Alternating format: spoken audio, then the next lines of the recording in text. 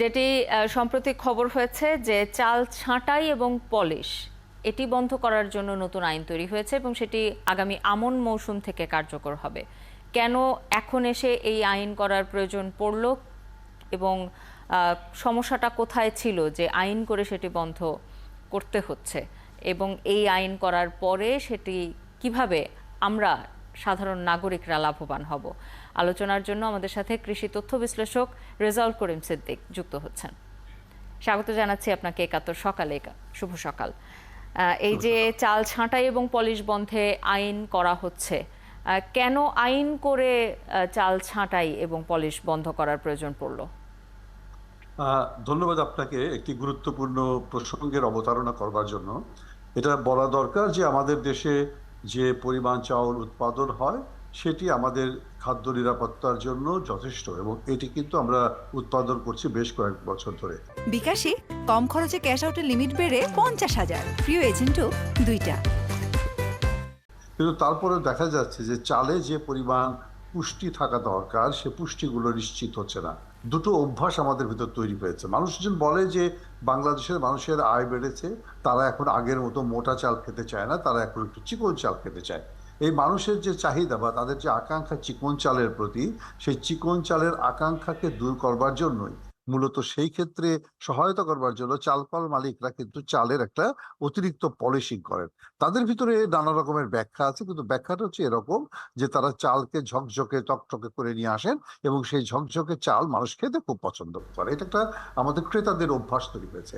কিন্তু এই পলিশ করতে গিয়ে বা ছাঁটাই করতে গিয়ে আমরা দেখি যে চালের অনেক পুষ্টিমান সেটা কিন্তু নষ্ট হয়ে যাচ্ছে।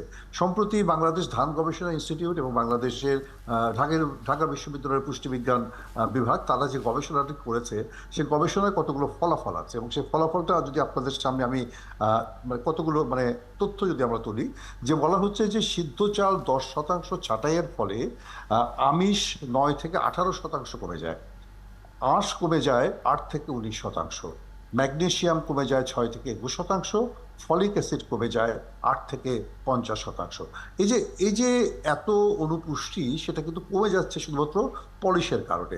আপনি চালের যে পুষ্টিমানটি সাধারণভাবে থাকার কথা ছিল সেই পুষ্টিমান তো আমি পাচ্ছি না।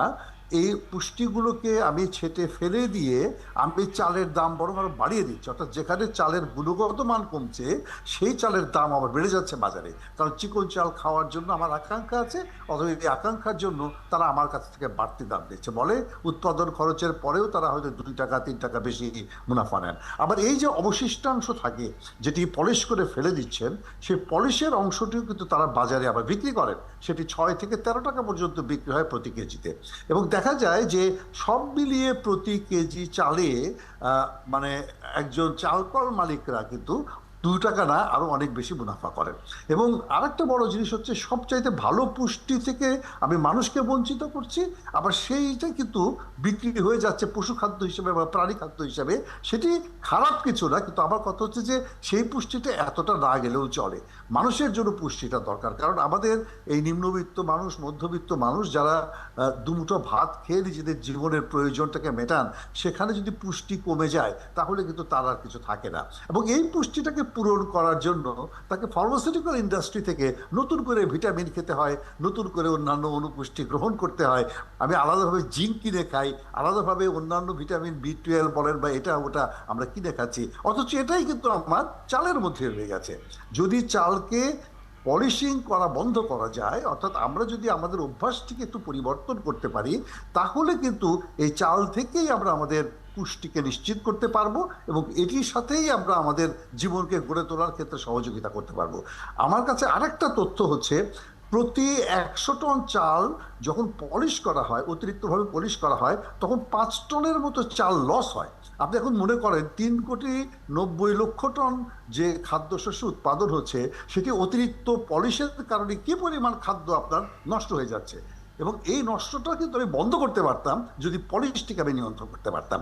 গত বেশ কয়েক বছর ধরে এটা নিয়ে পত্রপত্রিকায় রিপোর্ট হয়েছে, গবেষকরা কথা বলছেন, খাদ্য নিরাপত্তা বিশেষজ্ঞরা বলছেন, পুষ্টি বিশেষজ্ঞরা বলছেন, এবং এর ফলে নিরাপদ খাদ্য কর্তৃপক্ষ তারা কিন্তু একটি আইন করেছেন, এবং সে আইনের কথা বলা হয়েছে যে চালকে পলিশ করতে দেওয়া হবে না।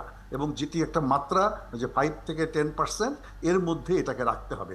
আরেকটা খারাপ অভ্যাস ছিল আমাদের চাল কল মালিকদের।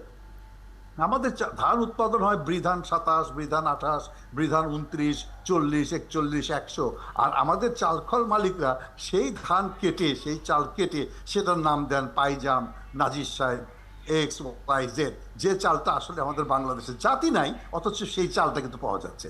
অর্থাৎ বলা হচ্ছে যে কৃষকরা যে ধান উৎপাদন করেন, গবেষকরা যে ধানের জাত উদ্ভাবন করেন, আমাদের চালকল মালিকরা সেটির নাম পাল্টে দিয়ে তারা নতুন একটি নামে সেই চালকে ব্র্যান্ডিং করেন। এবং আমাদের সে আদিকাল থেকে আমরা সে পাইজাম খাই, বালাম খাই বা এই ধরনের নামগুলোকে যেহেতু আমরা পছন্দ করি, অতএব সেই নামগুলোকে তারা এক ধরনের ব্র্যান্ডিং করে বা লেভেলিং করে তারা বিক্রি করার চেষ্টা করছেন।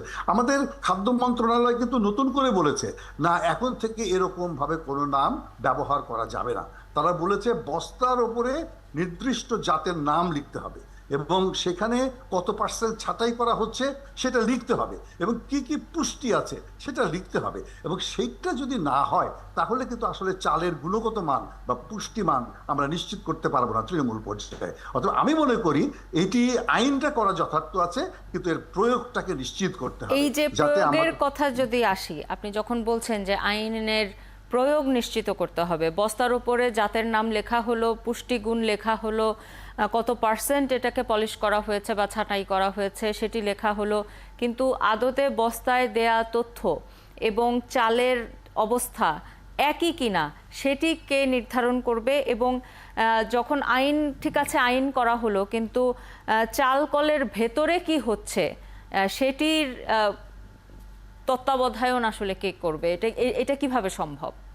দুটো জিনিস, স্পেসিফিকেশন যদি ঠিক থাকে তাহলে সেই স্পেসিফিকেশনের জায়গাটিতে তাদের কিন্তু নতুন কোনো কিছু করার সুযোগ নাই। কারণ যদি অতিরিক্ত পলিশ করতে চায় বা অতিরিক্ত পলিশ করে সে যদি দাম বেশি নিতে না পারে, কারণ আপনি তো স্পেসিফিকেশন তো সরকার নির্ধারণ করে দিয়েছে, সেই জায়গায় অতিরিক্ত পলিশ করে সে তো অতিরিক্ত দামের জন্যই কাজটা করবে। সেই বস্তার গায়ে তো কেউ বেশি ভালো দামের জিনিস কম দামের বস্তায় ঢুকাবে না। অর্থাৎ ওই জায়গাটাতে কিন্তু এ কাইন্ড অফ মানে কন্ট্রোলিং থাকবে। তবে এটাও ঠিক, আমাদের প্রত্যেক জেলায় জেলায় খাদ্য নিয়ন্ত্রণ কর্মকর্তারা আছেন এবং খাদ্য মন্ত্রণালয়ের যারা লোকজন আছেন তারা যদি রেগুলার ইন্সপেকশন করেন, ব্যাচ টু ব্যাচ ইন্সপেকশন করেন, তাহলে নিশ্চয়ই এটা একেবারে চাল কল থেকে শুরু করে, আপনার কথা যেটা আমি বুঝতে পারছি, একদম চালের মিল থেকে শুরু করে বাজারে বিক্রি পর্যন্ত পুরো প্রক্রিয়াটিকেই আসলে নজরদারিতে আনতে হবে। আপনাকে অসংখ্য ধন্যবাদ আমাদের সাথে যুক্ত হবার জন্য। আমাদের সাথে কৃষি তথ্য বিশ্লেষক রেজাউল করিম সিদ্দিক যুক্ত হয়েছিলেন।